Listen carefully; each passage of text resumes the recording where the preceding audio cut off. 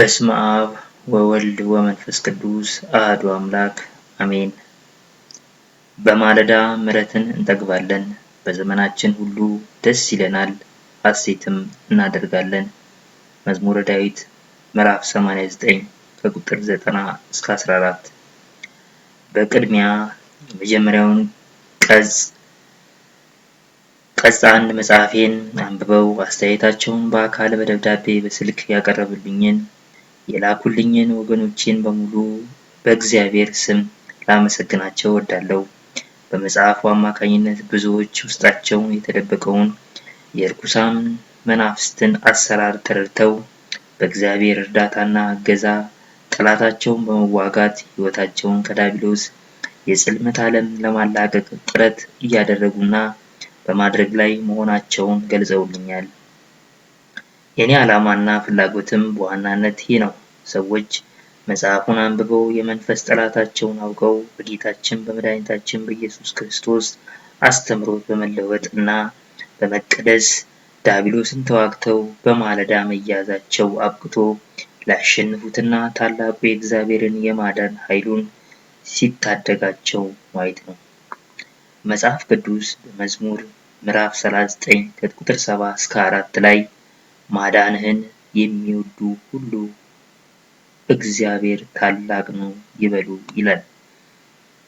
በዚህ ረገድ መጽሐፉ ያገዛቸው ወገኖች የሉ ከእግዚአብሔር አምልኮት ጋር በኑሯቸውና በአጠቃላይ በሕይወታቸው የተሻለ አቅጣጫና መስመር ላይ እንደሚገኙ በእርግጠኝነት ሲነግሩኝ ደስታዬን ወሰን የለውም። የአገልግሎቴን ውጤታማነት የምለካው በዚህ አኳያ ነውና።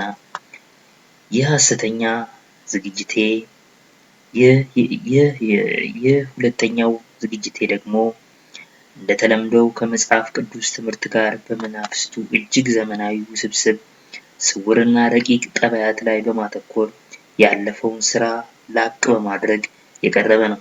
በዚህ መሰረት መጽሐፉ በሁለት ዋና ዋና ክፍሎች ውስጥ የተዘረዘሩ 7 ምዕራፎችን አጠቃሎ ይዟል። በክፍል 1 የእርግማን ዘር ምልክቶችን፣ በክፍል 2 ደግሞ የወንዝ ዳር ክፉ መናፍስቶችን ልጆችና አደገኛ የጥቃት ስልትና ጥበቦችን በጥልቀት ያብራራል። በየምዕራፎቹ መካከልም ከትውልዱ ፈተናዎች በተጨማሪ እግዚአብሔር ለሰው ልጆች የሰጠውን ተስፋና በረከት ከመጽሐፍ ቅዱስ ጋር እያጣቀስን በዝርዝር ያቀርባል። የሰው ልጅ ለዕለት ኑሮ ብቻ ሌት ተቀን ሲሮጥ እንዴትና ምን ያህል በዲያብሎስ እንደተቀደመና በወደቀው ክፉ ኃይል እቅፍ ውስጥ እንደገባ ያብራራል። ዲያብሎስ ትውልዱ በጨለማ እንዲኖር ከመቼውም ጊዜ በበለጠ ሳይንስና ቴክኖሎጂን በመጠቀም በዚህ ዘመን የአዳምን ዘር ለማሰር ተወዳዳሪ ያልተገኘለትን ጥቃት እየፈጸመ ይገኛል። በዚህ መንገድ በመጀመሪያ ደረጃ ስልቱን ይነድፋል፣ አማራጭ ያዘጋጃል፣ ተለዋዋጭ አቅጣጫዎችን ያቀርባል፣ ጥቃት ይሰነዝራል፣ ለጊዜው ያነሳል፣ ይክባል፣ ባለዝና ባለሀብት ያደርጋል፣ ባለስልጣን በማዕረግ ከፍ ከፍ ያደርጋል፣ መጨረሻ ላይ ግን ወደ ላይ ባወጣበት ፍጥነት አዋርዶ ይጥላል። ዲያብሎስ የተጣለና የወደቀ መልአክ ስለሆነ ይህንን መጥፎ ጠባዩን ላመኑትና ለተከተሉት ለልጆቹ ስለሚያዋርስ ለተጠቀሙባቸው ሲጠቀሙትና ሲገብሩት ለኖሩት ሰዎች ሁሉ ክብርና ዋጋ አይሰጥም። ምክንያቱም እሱ እንደተጣለ ሌሎቹን መጣል ቅድሚያና መነሻ ተግባሩ በመሆኑ ነው። ይሁን እንጂ ብዙ ሰዎች ለስጋዊ ጥቅሞቻቸው ሲሉ ወደ ዲያብሎስ በመሄድ ለግል ፍላጎት ማራኪ ይደራደራሉ፣ ይወዳጃሉ፣ ይስማማሉ፣ ይዋረሳሉ። በዚህም የአገልግሎት ዋጋቸውን ዘግይቶም ሆነ በፍጥነት በታላቅ ቁጣ ቀጥቶ ውስጣዊ ስብዕናቸውንና ውጫዊ ኑሯቸውን ፈተና ላይ ይጥለዋል። ጌታችን መድኃኒታችን ኢየሱስ ክርስቶስ ግን እኛን ክፋትንና ከመከራ ለማዳን ሕይወቱን ብርሃን አድርጎ ሰጥቶናል። በዮሐንስ ወንጌል ምዕራፍ 8 ቁጥር 12 ላይ እኔ የዓለም ብርሃን ነኝ፣ የሚከተለኝ የሕይወት ብርሃን ይሆንለታል እንጂ በጨለማ አይመላለስም በማለት የተስፋውን ቃል ነግሮናል። ዛሬ በቀደመው የሰው ልጆች ጠላት ሰይጣን ዲያብሎስ የክፉ ጥቃትን ወደፊት እናት የሚሆኑትን ጡት ያላወጡና ለአቅመ ሔዋን ያልደረሱ ሕፃናት ልጆቻችን ገና በማለዳ ማኅፀናቸው ተይዞ ጎብጠዋል። የነገውን ትውልድ የሚረከቡ የ10 እና የ12 ዓመት ዕድሜ ያላቸው ሕፃናት ልጆቻችን ቅስም የሚሰብርና የሚያሳዝን ሁኔታ ክራንች ይዘዋል። ሀገሩን በልማት ወደ ከፍተኛ እድገት ደረጃ የሚያሸጋግሩ አምራቹ ወጣት ትኩስ ኃይል ዊልቸር ላይ ተቀምጧል። የዘመናችን ወጣት ትውልድ በልዩ ልዩ አጉል ሱስና አመሎች ተተብትቦ አካሉ ታስሮና አእምሮን አውሎ በሚያስቆጭ ሁኔታ ገና በማለዳ በክፉ መንፈስ መሰሪ ደባ ተይዞ በከዘራ ተደግፎ ቆሟል። በዕድሜው ዘመናቸው ለኢትዮጵያና ለሕዝቧ በማያልፍ አኩሪ ታሪክ የፈጸሙ የሀገርና የወገን አለኝታ ኩራት የነበሩ አዛውንቶች ዛሬ በክፉ መንፈስ ተንኮልና ምስጢራዊ የግፍ አሰራር ተይዘው በሚያሳዝን ሁኔታ ወድቀዋል። ጅማራችንን፣ ድካማችን፣ ጥረታችን በበጎ የአምላካችን መንገድ ከሆነ ግን እንደዚህ በሰው እጅ ላይ የወደቅነውን በዲያብሎስ መዳፍ ውስጥ የገባነውን ጊዜ የጣለንና ዘመን የካደንን የማለዳ እስረኞችን በሙሉ እግዚአብሔር መንፈስ ያስበናል፣ ይታደገናል። ሐዋርያው ጳውሎስ ስለ እናንተ እያመሰገንኩ ስጸልይ ስለ እናንተ ማሳሰብን አልተውም ይላል በኤፌሶን መልእክቱ ምዕራፍ 1 ቁጥር 16።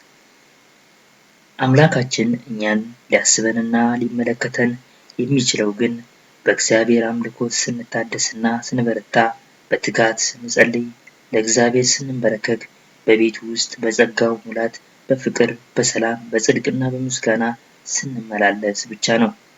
ቅዱስ ቃሉ በመዝሙር 134 እስከ 135 ቁጥር 2 እና 3 ድረስ በእግዚአብሔር ቤት ውስጥ በአምላካችን ቤት በአደባባይ የምትቆሙ እግዚአብሔርን ቸር ነውና እግዚአብሔርን አመስግኑ፣ ለስሙም ዘምሩ፣ መልካም ነውና ይላል። የክፉ ጊዜያት ከክፉ ሰዎች ጋር ሊያገናኙ ወደ እግዚአብሔር መጮህ ይኖርብናል። በቤቱ የምንገኝ አባቶችና አገልጋዮች ሁሉ በየበኩላችን በእግዚአብሔር መንፈስ መንጋውን መጠበቅ አለብን። ሌላው ቢቀር በመናፍስቱ ለታሰሩት ወገኖቻችን ርኅራኄ ማሳየት፣ በመንፈሳዊ አገልግሎታችን ደህንነታቸውን በመከታተል ወደ ጸጋው ሙላት የማቅረብ ግዴታ ሊኖረን ይገባል። መጽሐፍ ቅዱስ መንገዳችንን እንመርምርና እንፈትን፣ ወደ እግዚአብሔርም እንመለስ፣ ልባችን ከእጃችን ጋር በሰማይ ወዳለው ወደ እግዚአብሔር እናንሳ። ሰቆቃወ ኤርምያስ ምዕራፍ 3 ቁጥር 4። የኔም አገልግሎት በሕያው እግዚአብሔር ፊት በቅዱስ ስሙ የሚከናወን ነው። ይህ አገልግሎት በእግዚአብሔር መንፈስ የሚደገፍ አይደለም ብሎ የሚቃወም ሁሉ በእግዚአብሔር ኃይል የሚደገፈውን የፈውስ አገልግሎት በተግባር ማሳየት ይኖርበታል። በእግዚአብሔር ጸጋ ይህንን ማድረግ የሚችል አባትም ሆነ አገልጋይ ከሌለ ግን የኃያሉ የአምላካችንን የማዳን ቅዱስ ኃይሉን በመቃወም እና የዲያብሎስን ጎራ በማጠናከር የሚሰራ የእርግማን ኃይል መሆኑን በአንክሮ ሊገነዘበው ይገባል። ሰው ዝም ብሎ የእግዚአብሔርን ማዳን ተስፋ ቢያደርግ መልካም ነው። ሰቆቃወ ኤርምያስ ምዕራፍ 3 ቁጥር 26። በማለዳ መያዝ የተባሉትን ቀጽ 1 እና 2 መጽሐፎቼን ለመጻፍ ካስገደዱኝ ዋና ዋና ምክንያቶች መካከል በተለይም ከአባቶች በኩል ከሚደርስብኝ ውግዘት አንጻር የተመለከትኩትን በእውነት መልካም አባቶችን የማጣት እርግማን አለብን የሚለው ጥናቴ አንዱ ነበር። ይህንን አንኳር ሐሳብ ለረጅም ጊዜ ሳወጣና ሳወርድ ቆይቼ በመጨረሻ ላይ የደረስኩበትን መንፈሳዊ ጭብጥ ከመንፈሳዊ ውጊያ ተግባራዊ ተሞክሮዬ ጋር በማገናዘብ በሁለት መጽሐፎቼ ላይ አቅርቤዋለሁ። በእርግጥም በትውልድ ውስጥ አባቶችን የማጣት ያህል የከፋና የከበደ እርግማን የለም። ከዚህ በተጨማሪ ለዘመናት የቆየ የቆየ ስራዬን ያልተገኘለትን እድል ያለብን ይመስለኛል። ከዚህ በተጨማሪ ለዘመናት የቆየውን ስራዬን ያልተገኘለት እድል ያለብን ይመስለኛል። የሀገር ዜጋ የሆኑ ቅዱሳኖቿ እንዳይዘከሩ፣ ጀግኖች እንዳይከበሩ እና መሪዎች እንዳይፈቀሩ ለራስ ትውልድ ጠላት የመሆን ስራ የሰደደ የጠብ እርግማን ተሸክመናል። በቀለጠው ርዕዮተ ዓለም የተዝረከረከ ትውልድና በፌዘ የተበላሸ ሽምግልና ለእምነት፣ ለእውነት፣ ለሀገር ታሪክ የሚመች አይደለም። እምነትና እውነት በጠፋበት ዘመን ሕሊና ውስጥ የሚኖረው የታመቀ የወንጀል ግፍ ስለሚሆን ስልጣንን፣ ማዕረግን፣ የፈተና ዕድሜን መጨረሻ ይሆናሉ።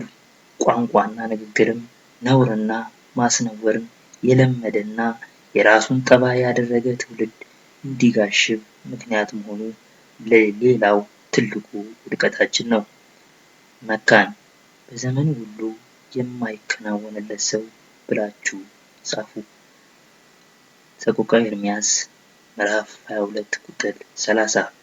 እርግማን ማለት በኃጢአት በግፍ ስራና በክፉ መንፈስ የአጥፊነት አሰራር ተጠላልፎ የሚመጣ በደልና ስርዓት ያላገኘ ከትውልድ ወደ ትውልድ እየተንከባለለ የመጣና የሚመጣ ውድቀትን የሚያፋጥን የጥፋት ምልክትን የተንኮል ስራ መግለጫ ነው። እርግማን የድሆች እንባና ለፈጣሪ አምላክ የሚጮህ ሰዎች ለቅሶ የሚያስከትለው የእግዚአብሔር ፍርድ ምላሽ አደገኛ ውጤት ነው። በታሪካዊ ሰዎች ሕልውናና ስፍራዎች ውስጥ ተደብቀው የሌሎችን ሕይወት ለመጉዳት በምስጢራዊ የወንጀል ድርጊቶች ተክነው የመሰሪነት ደባ የሚፈጽሙ ሁሉ የዚህ የእርግማን ሴራ እምቅ የግፍ ባለቤቶች ውጤቶች ናቸው።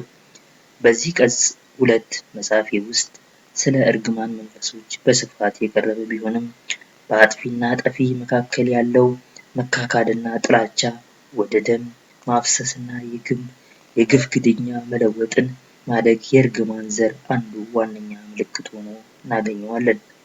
ይህም የሚያሳየን ለሀገር ለዘመንና ለትውልድ አሳር ማቆየትን ማስተላለፍ ለጊዜ ሂደት ውስጥ እያደገ የመጣ አባቶችን የማጣት ስር የሰደደ ችግር አካልና ውጤት እርግማን መሆኑ ነው። በዚህ የሰዎች ክፋትና የትውልድ ፈተና በበዛበት ዓለም ውስጥ ህብረተሰቡን በእግዚአብሔር ፍቅርና ሰላም መገንባት፣ ማገልገልና በበጎ መንፈስ መምራት አደጋ እስኪመስል ድረስ መፈተኑ የሚያስገርም አይደለም። ምክንያቱም በቅድስና ለመንፈስ ቅዱስ ሥራ፣ ለሃይማኖት ራዕይ፣ ለምዕመናን እምነት መጎልበት የሚበጅ ምሳሌ መሆንና ለተተኪው ትውልድ ትርጉም ያለው የተግባር አምልኮት በተገለጠ የእግዚአብሔር ራዕይ ጋር ለማሳየት ካልተቻለ በእውነተኛ እምነት አስተላለፍ ላይ ሁለንተናዊ ውድመት የሚጠብቀን የውድቀትና አይቀሬነት መገንዘብ ስለሚችል ነው። ከፍ ብሎ እንደተገለጸው ዘመኑን ከክፉ መለየት የሚቻልበት መንፈሳዊ እምነት ኃይል ከአባቶች ሲጠፋ ትውልዱ ከማለዳው ጀምሮ መፈተኑ ግዴታው ይሆናል። ለመሆኑ ዛሬ ምዕመናን በተለያየ የክፉ መናፍስት ጥቃት ችግር ውስጥ ወድቀው ራሳቸውን፣ ትውልዳቸውን በበሽታና እድልን በማጣት አረንቋ ውስጥ ለሚማስኑና ለሚማቅቁ መንፈሳዊ አባቶችን አገልጋዮች ሊያውቁት በበጎ ሕሊና ሊረዱና ሊታደጓቸው ያልቻሉበት አብይ ምክንያት ምንድን ነው? አባቶች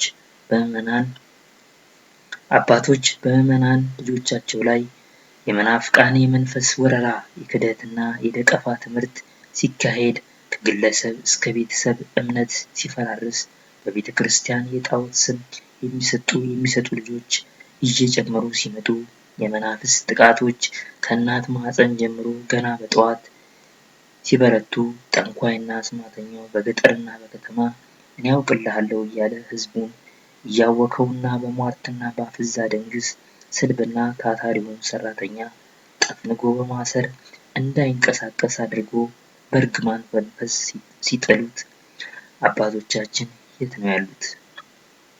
ይህ የእርግማን አዙሪት እየተንከባለለ መጥቶ እኛ ዘመን ላይ ሲደርስ ሊጋሽብ የቻለበት ዋና ምክንያት በአባቶች መካከል በየጊዜው የሚከሰተው መካካድና መወጋገዝ፣ ለስልጣን፣ ለማዕረግ፣ ለጥቅም ሲባል የሚደረገው እሽቅድድም ጣራ መንካት፣ በምዕመናኑ መንፈሳዊ ሕይወት ውስጥ በጎ የኑሮ ትርጉሞች እንዳይኖሩ ማሴሩ፣ በዘርና በጎሳ በማደም ጎራ ለይቶ በቡድን መጠቃቃት፣ ርኅራኄ በሌለው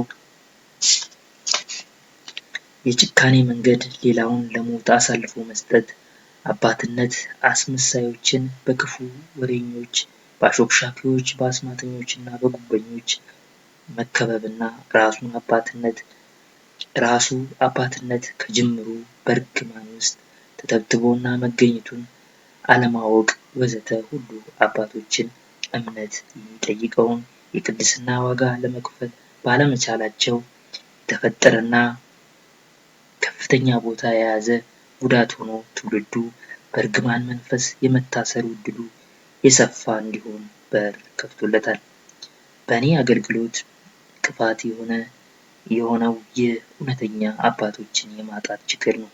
ለዚህ መጽሐፌ ጥናት ዋናው ምክንያት የሆነኝም ጥቂት የማይባሉ አባቶችና አገልጋዮች ስሜን በማጥፋት በእግዚአብሔር ስም የምሰጠውን የወንጌል ትምህርትና የፈውስ አገልግሎት በማጥላላት እኔን በማሳደድ ጠንቋይና ቃልቻ አድርጎ በማቅረብ በጥላቻ ቢረባረቡብኝም እየተዋረድኩም ቢሆን ከቦታ ወደ ቦታ ከደብር ደብር እየተሰደድኩ የዘመናችንን የክፉ መናፍስት ሴራና የሰው ልጆችን በመንፈስ መጠቃት ጠባይና የእርስ በራስ ግንኙነት እንዳጠና ይህ የመንከራተቴ አጋጣሚ ጠቅሞኛል። በእግዚአብሔር መንፈስ የምሰጠው የፈውስ አገልግሎት እንደ ታላቅ የጥንቆላ ሥራ ተቆጥሮ በሀገር ውስጥ በ48 ሀገረ ስብከቶች በሚገኙ አብያተ ክርስቲያናት እንዳልደርስና እንዳላገለግል ጥሪም እንዳይደረግ የእገዳ ደብዳቤ መሰራጨቱን ሳስተውል በእግዚአብሔር መንፈስ የሚከናወነውን የፈውስ አገልግሎት ከጥንቆላ ክፉ ሥራ መለየት እንኳን የማይችሉ አገልጋዮች ዘመን ላይ መድረስ መቻላችን ስገነዘብ በእጅጉ አዝናለሁ። በዚህም የተነሳ በእኔ እምነት ዛሬ እናቶች ማኅፀን ለበጎና ለቅንነት ሕይወት አልወለድም ብለው የቀሩ አባቶች እንዳሉ ይሰማኛል። በረዥም ዘመን አገልግሎቴ ውስጥ ካጋጠሙኝ እኔን ለመበደልና እምነቴን ለመጉዳት ሆን ተብሎ ከተደረገብኝ ቁጥር ስፍር ከሌላቸው እኩይ ዘመቻዎች መካከል በዚህ ሁለተኛ መጽሐፌ ላይ ለአብነት መጥቀስ የምፈልገው 2 ነጥቦችን ብቻ ነው። በሐረር ሀገረ ስብከት የአገልግሎት የጥሪ ደብዳቤ ደርሶኝ ጥሪውን አክብሬ በመሄድ ቀኑን ሙሉ ሳገለግል ቆይቼ በንጋታው ቅዱስ ቁርባን ለመውሰድ ስዘጋጅ በሀገረ ስብከቱ አባት ውሳኔ ትእዛዝ ቅዱስ ቁርባን እንዳልቀበል ከታላቅ ቁጣና ተገላምጬ መከልከሌን መገፋቴን ሳስታውሰው ፈጽሞ የማልዘነጋው በወቅቱ ከፍተኛ ሲቃ ያስያዘኝ ጉዳይ ነበረ። በጊዜው የመከልከሌ ምስጢር ከምን አይነት መንፈሳዊ ብቃት እንደመነጨ ለመረዳት አዳግቶኛል።